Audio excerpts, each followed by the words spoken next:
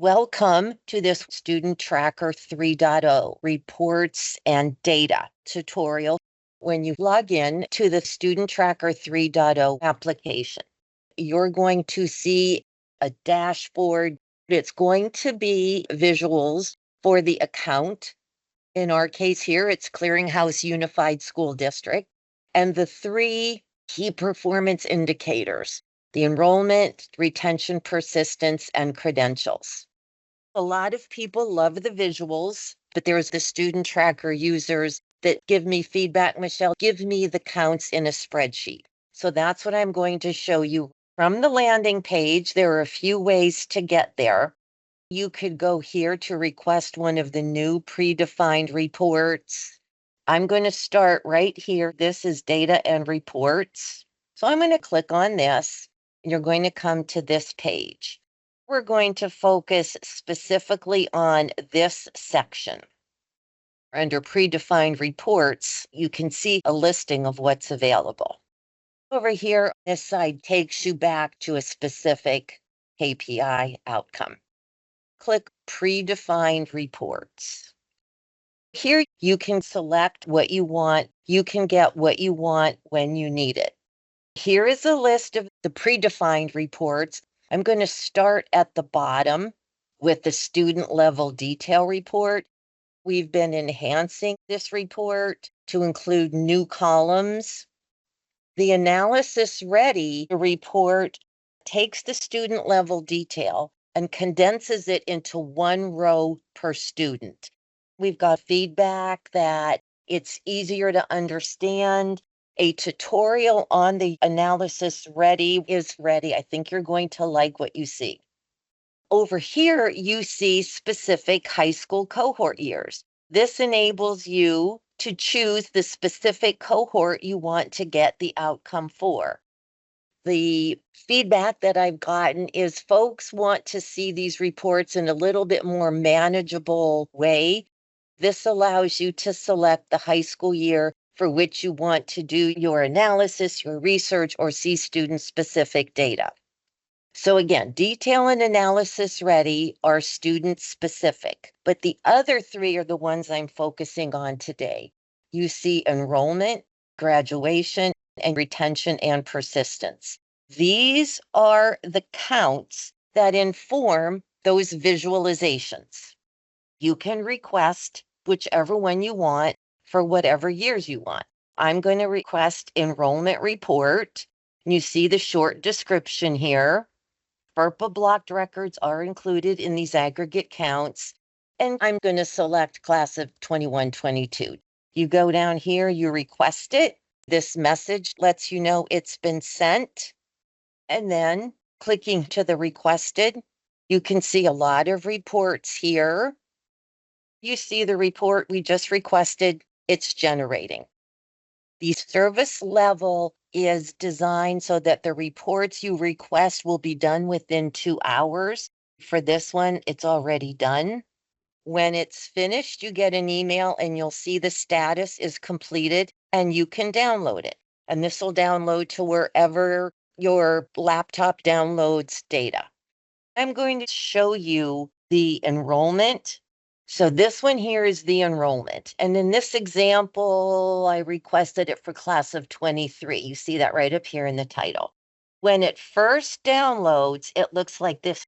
This is something with the way that Excel works. So you click on it and see right here how I'm in a cell. I double click and it expands. Highlight the header row. Go under data and apply the filter and then make this bold. One more thing that you'll have to do is column F has your high school NCES code. We're starting to include the NCES codes in more of the outcomes and reports so that we can eventually start using that as the key number to track a high school. It displays as this odd formula. Highlight the column, click Format Cells, Custom, and then right here, I'm going to put in zeros. The high school NCES code is 12 characters. So I'm going to type 12 zeros here. Click OK, and then you see the number. That's something to get you started. Then, wow, there's a lot of data here. How is this set up? The first set of rows is for Clearinghouse Unified. So these are counts for the account level Student Tracker subscriber. You see over here a list of the different enrollment outcomes for which we provided visuals. Then scroll over. This is just for the class of 22-23, and you see the counts for each of those outcomes. And then the last column will always be the grand total in case you've selected more than one high school class. Whatever outcome you might be interested in, the counts are over here. Now, to get your high school level counts, you can see as I scroll, there's a few here. This shows Potomac High School. This is Research High School, Capital, North, Commander, Wizard. If you want to see a unique high school, I'm going to click on Potomac, you could filter, and you're going to see the outcomes down the side, the high school's ACT, the high school's NCES code, and the district name.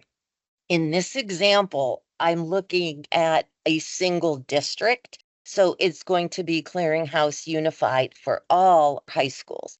But there are different institutions that use Student Tracker that have high schools from different districts. It could be a state level institution that has 50 plus districts.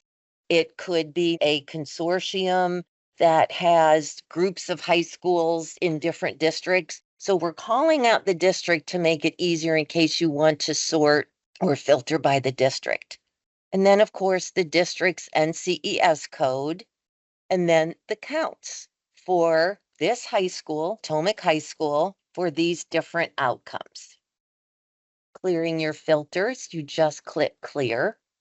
You could filter on an individual outcome, like the enrollment in college during high school. You can see how this plays out for the district and then for each of the high schools. So there is a lot of different ways you can use this.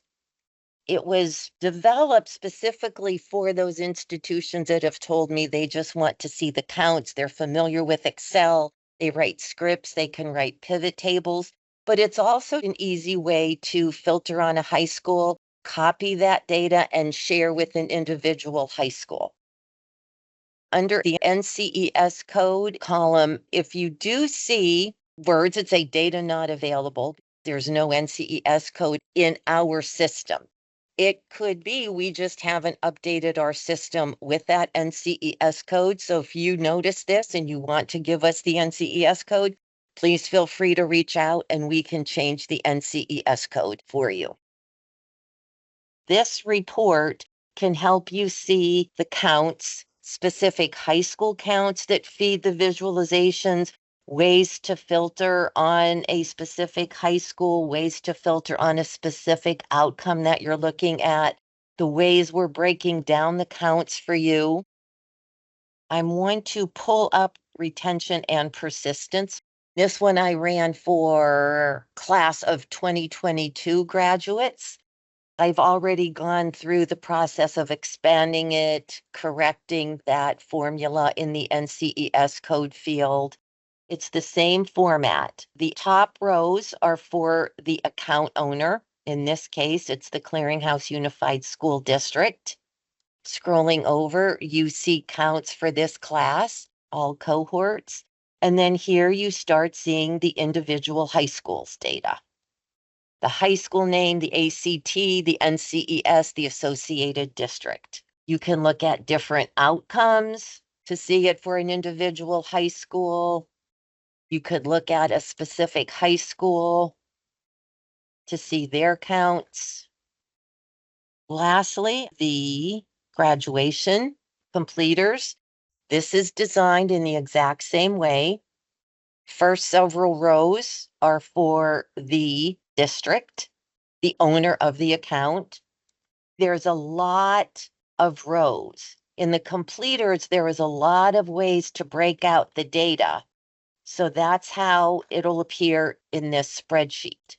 You could filter to look at just the account owner, in this case, the district, and see all those counts.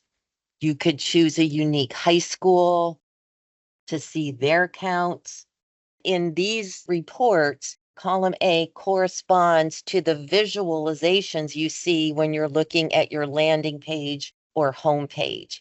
This will be helpful to have all of the data, all of the outcomes, all of the high schools in one spreadsheet. You can get this data real time when you need it. Hopefully, this has been helpful for you to understand these reports, how to use them, how to request them. If you have any questions, you can always reach out to us.